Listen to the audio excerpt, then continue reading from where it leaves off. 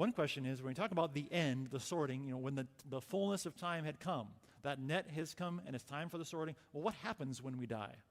And let's just review what the Bible says about what happens when we die. A human is an amazing, complex, miraculous combination of one body, one soul, and one existence. Right? We don't know exactly how that works, but that's how we exist.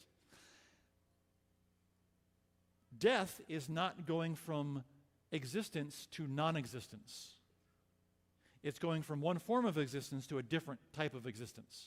So, when a believer, a Christian, someone who has been saved by God through Jesus, dies, their body stays here, but they're separated from, the spirit is separated from the body, and their spirit goes directly to be with Jesus in the presence of God, with all the angels and all the saints who have passed away before them.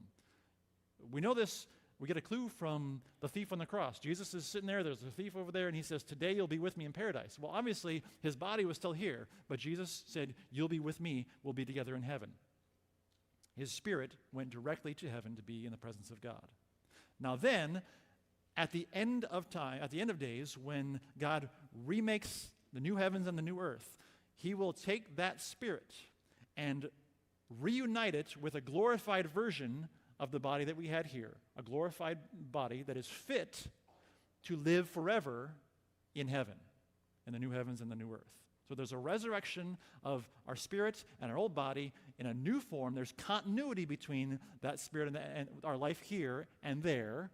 We know that from Jesus. When he rose from the dead, he came out of the grave, they eventually recognized him. He had scars, and there was a continuity, but it was different. He had a different sort of body, a body that was fit for eternity. That's the sort of body that we get in the end at the resurrection of the living.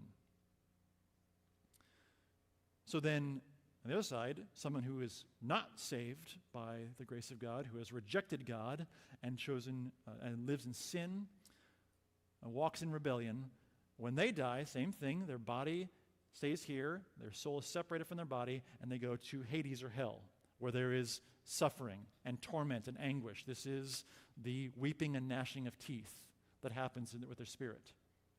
And at the end, God will reunite that spirit with a body, with their body. There'll be a resurrection of the dead, and that body is fit now for eternal suffering in the lake of fire with Satan and the demons. So there's two resurrections, and this is Acts 24, John 5. It talks about the resurrection of both the just and the unjust. So you have one resurrected body fit to endure eternal punishment in the lake of fire, and one resurrected body fit to enjoy eternal paradise in the new heavens and the new earth. That's the timeline, and essentially the overview of what happens when we die.